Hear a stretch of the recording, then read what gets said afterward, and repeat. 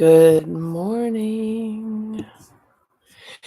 Grand rising, my beautiful lovelies, and welcome to Parinama Practice Space. And so this is a space that we're building to create a consistent practice where we're uniting our reflexes, our body, our emotion, and our logic. And so today's topic, and yes, I will definitely get into the promised relaxation techniques. But before I get into those, I'm going to talk a little bit about what is a parinama practice. So it is a little bit of a bait and switch. It was my birthday yesterday, and full disclosure, we had a very nice dinner last night, and yeah, and it involved a little champagne. I don't usually drink, so I'm a little bit, I don't know. Actually, I feel pretty good. I was gonna say I'm a little sleepier. I'm not, but today's topic, we're going to talk about what the practice is, and we're also going to talk about relaxation techniques. And this is the end of the third week of doing these. I don't know when you're going to be watching them, but for me, it's feels really good to be starting to build a little bit of process and momentum around this, but that's on an ever improving continuum. So who am I? I'm Katie Bickford. And I used to be an executive. I built teams all over the world. And I also have spent time living in India and Bali and going to yoga school and studying meditation, studying pranayama, breathing techniques. Let's see what else. Meditation, yoga, whatever. But I've lived all over the world, and for about 20 years, I think 20 to close to 30 years, that I have been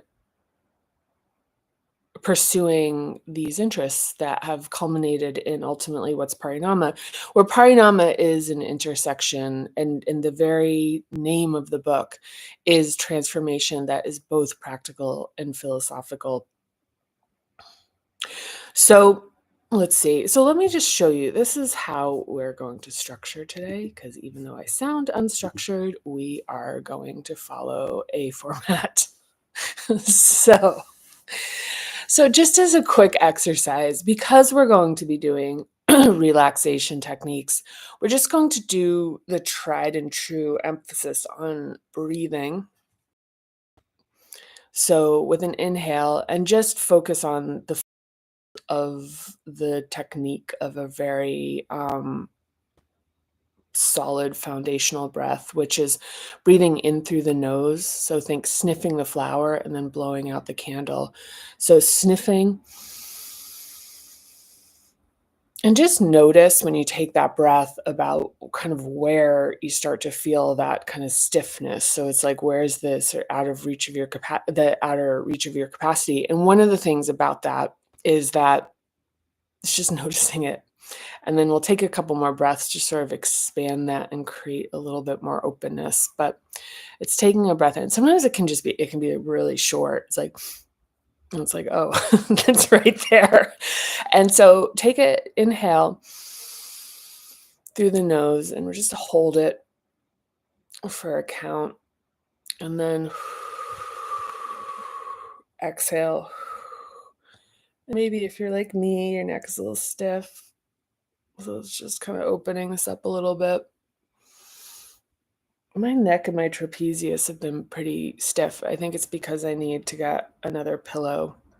But anyhow, so we're just going to so let's just do another breath. So inhale through the nose, hold at the bottom, and then exhale through the mouth.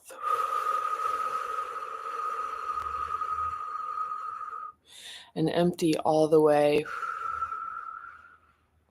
And hold here. And now inhale again through the nose. And just notice if the point of being empty creates any type of feeling and how you possibly react when you're taking the next inhale. And exhale. All right. Here we are. And one thing I think I want to mention here is actually, you know what I want to share with you before we get into talking about the practice and then getting into the techniques is that the Parinama website, if you are interested in learning a bit more in terms of the high-level overview of Parinama, where you can get a copy of the book and a little bit more about what's actually in the book, what the book contains, or if you want to share, if you want to share with others, because you're thinking, I don't know exactly how to describe what this thing is that I'm interested in. The website has just gone through a big overhaul. So one of the more noticeable things is it's been optimized for user experience, and the headers are a bit easier. So you've what is TPM, get your copy, and then inside the book. And then there's Join the Collective, and Join the Collective points you in the direction of where you can find the YouTube and things that have to do with ultimately building community. All right. So let's talk about the practice. Now, let's see, where I'm just trying to think about the place to land to jump off of from this. I think the first thing I want to really establish is why are we asking the question of what is the practice? And I think that, so last night at dinner, I think one of a really good way to explain this is last night at dinner, someone who is a major champion of me, just an absolutely extraordinary supporter of me. When the book came out, they did all sorts of things to support me. And we were talking and they said, you know what? I'm such a supporter of you, but I've really I just don't do Parinama. And which I understand why.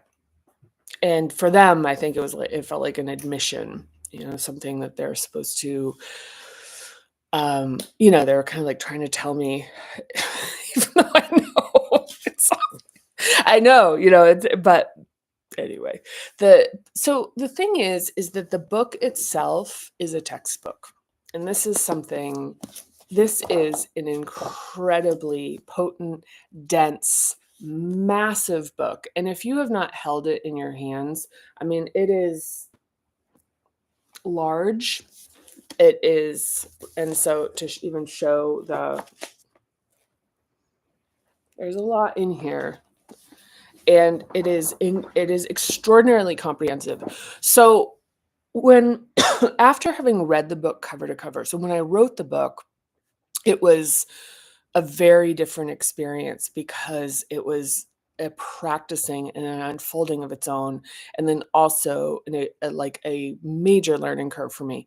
So when I was writing the book and when it came out, one of the first things that was a struggle for me is that people were asking me, because the initial impression with the book was shock and awe, because it is really intimidating for everyone. I've yet to have anyone that doesn't have this reaction to it, and because it's massive, just in physically massive. And I worked really hard to make it accessible.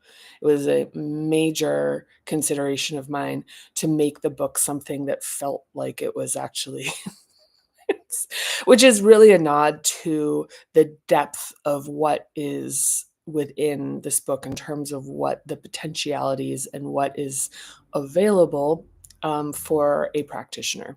So when the book first came out, I remember being personally a bit stunned because it was the first time I'd held the book, and it was massive to me too. And also, I didn't know how to explain to people what to do with it. Because I used to say things like, do whatever, just open it randomly at a page and read it. You can do that. But when I read the book cover to cover it took me a year. Took me a year. I wrote the book. It took me a year to read the book cover to cover. I learned about what it actually is, and I learned about the process that it activates and accesses and the transformation that occurs because I wound up just doing a full cycle, a full actualization cycle, and then a full creation and building cycle, which is actually in the process of happening right now. It works. Chapter 12, it works if you do it. If you do it, it really works. But so the thing that I want to share is that there was a period of time when I was done reading the book that I would go for walks and I would think, well, what do I know now about how to bring Parinama into the world and to support practitioners in using it and doing it and accessing what is possible through it. And so some of the things that I thought about had to do with things like this. So, we have these frameworks. So there's a probably I'd say between 4 and 5 primary frameworks within Parinama, which is the tangle, which is how the patterning happens. It's the chronology in terms of the development of the nervous system and the ordering in which that happens. And then with the Parinama method, what we have is, so you see the hubs represented in terms of what aspect of our lived experience they represent. But then what we do, and this is in part 2 of the book, is we learn each hub. We learn its initial development. We learn what aspect of our experiential day-to-day life is housed within it. And then we do the exploration to understand the interruptions and stressors that impact its initial development. So once we've done some exploration here, we come to know the patterns of the adaptations we make. So we understand what the hub is, so say safety and security, and then we understand the interruptions and stressors that impact its development. So it can be inconsistency or, that we'll call inconsistency one thing that's interrupting to a first hub, or non-responsiveness. And then we know the patterns of adaptation. So we know that if our environment that we are born into, and everyone's environment is not perfectly tuned to them, that we adjust ourselves to be able to make the most of the environment. So we adapt to it. And depending on the intensities of the circumstances and experiences, and also our sort of natural predisposition, these adaptations form in a variety of ways. We won't talk about that today. We're going to get to that. But there's also some research and literature about the timing of an interruption on a hub's development, and specifically the research relates to how these hubs correspond with developmental stages of life. And the adaptations are there's literature that suggests that whether you either kind of shrink, which is adjust yourself to need less, make yourself smaller, or you overcompensate by getting louder. So shrinking becomes sort of easier, smaller. I don't need as much, sort of kind of tinier, or inflating, which is louder. I need extra, overcompensating. That these types of adaptations in each of the hubs is actually corresponded to how much energy that we have. That relates to the later it happens in the hub, the more actual energy and capability we have. But that's a larger conversation that I won't get into today. How are we doing on time? So we learn the adaptation patterns, and this also involves learning the shadows. So that's fear, guilt, shame, anger, grief, the list goes on, and how we can develop chronic expressions of the shadows versus them being really dynamic and adaptable and responsive to life as it's actually happening. So the final aspect of the Parinama method is expanding the capacity and and increase the dynamic with techniques and exercises. So this is where we're doing things that are physical, somatic, which is, aka somatic. We're doing things that are mentally exploring things that are related to our emotional state, and then also like having emotions around these things, and then also intellectually understanding how the construction works and being able to use conscious reclamation. So that's the structure of the book. And so back to this, this meandering or whatever, these constitutionals I was taking, where I was trying to figure out, well, what is the ultimate framework of parinama and how do I bring it to the world so it's usable to you? And I had, having just come out of having had a um, extraordinarily multifaceted transformation of my own, like another. So this works continuously. You can just keep doing cycles in it for as long as you want to, or as little as you want to, or not at all if you want to. And the thing that occurred to me that I learned through doing the book cover to cover is that it is cumulative. It is cumulative. So it is just about showing up for a section as consistently as possible. This transformation is so impactful because it reshapes aspects that feel like they're load-bearing beams about what we have come to believe is who we are. And that can be incredibly disruptive, and there's a lot of them. And when we're rebuilt, and this is why the first Parinama exercise in Parinama school in these sessions is we do an exploration of why. We explore the end result of what it would feel like physically, emotionally, the feeling of doing, like being in integrity, the feeling of worth, of full worthiness and deep love for ourselves, the feeling of full self-expression, the feeling of being able to have bigger ideas and trust your perception and be able to have tools to enhance that, and then also increasing intellectual capacity, just to name a few. So it's why we do that first, because this is not the this isn't the kind of the easier road. And I would encourage anyone who still is holding out hope that there's an easier, that like I just, if this resonates with you and you're really ready to liberate yourself, you're really ready to self-actualize and awaken and elevate your experience of being alive, and you're really ready to do the difficult and challenging work of it. And I will say that it is hard, and the rewards are absolutely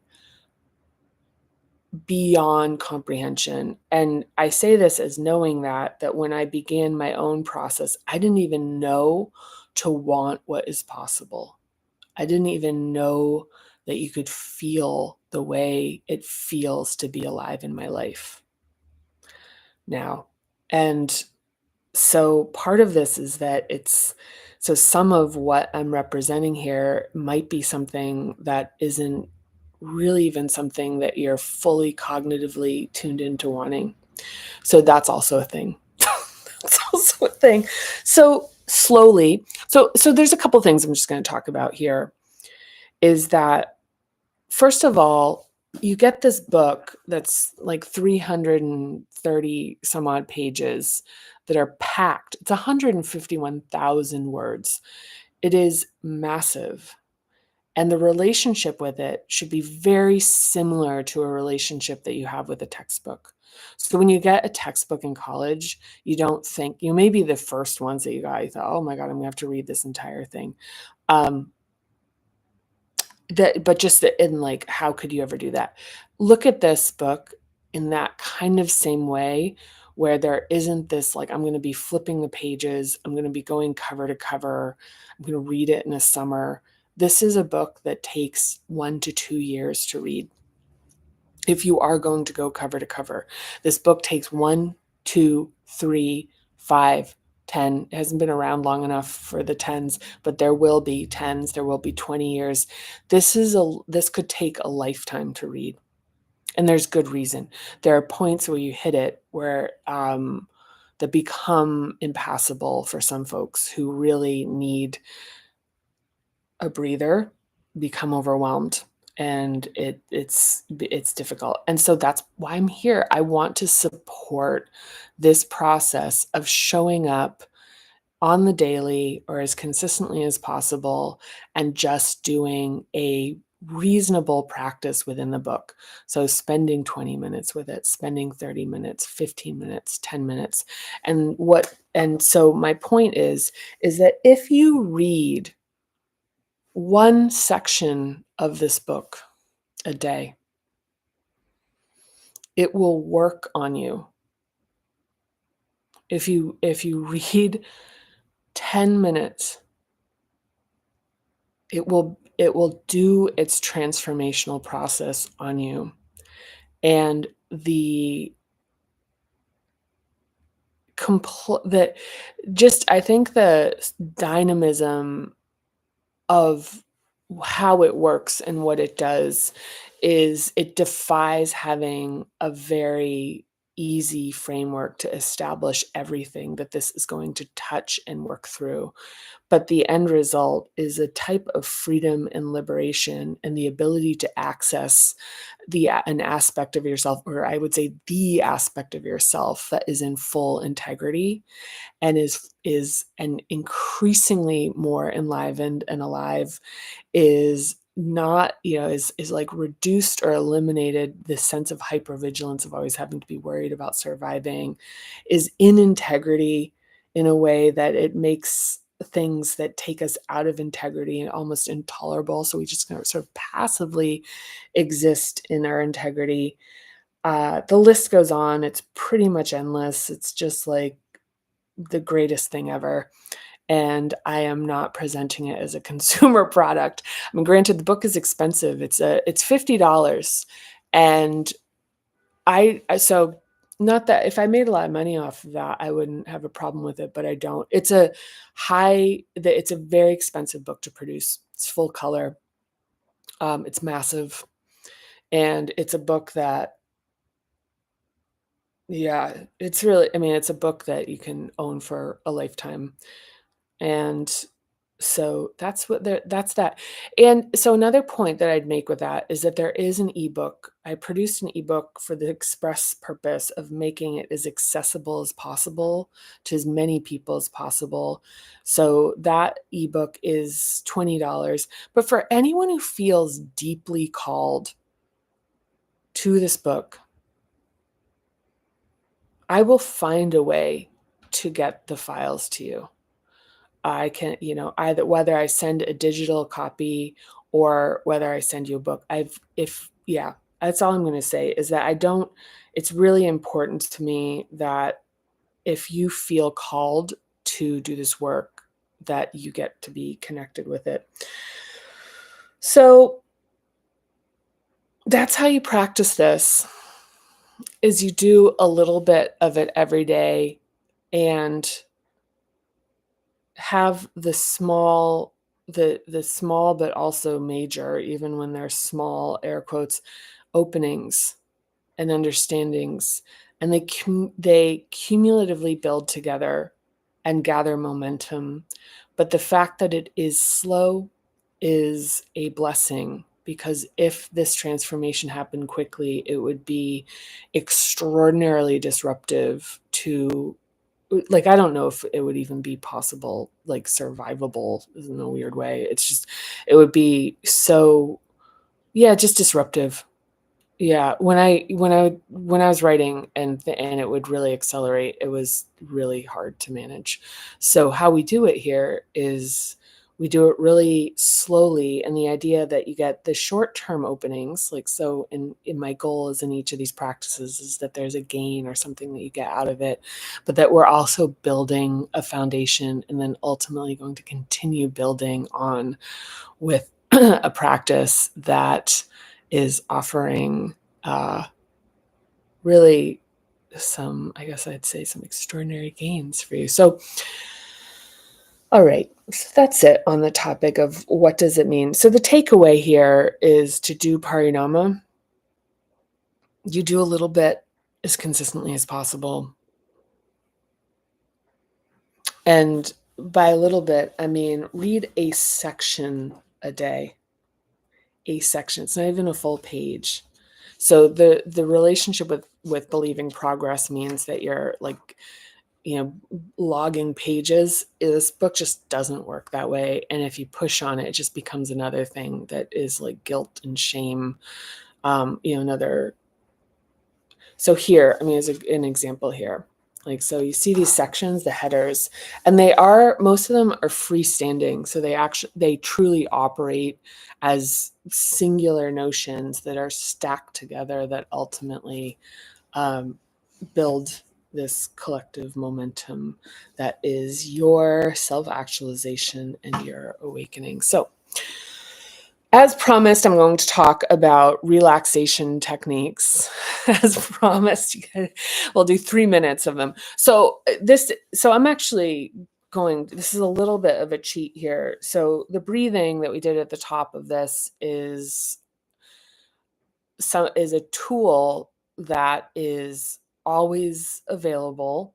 And an important thing about the cognitive understanding of using breath, aka pranayama, is that the inhale is activating. The inhale activates the sympathetic nervous system, which is fight or flight.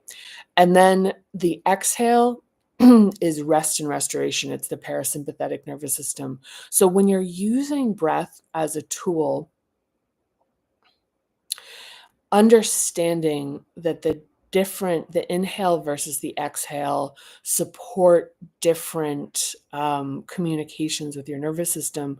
And breathing is one of the most important somatic bridges that we have, if not the important somatic bridge, because it is something that we can do both passively and or actually unconsciously and consciously.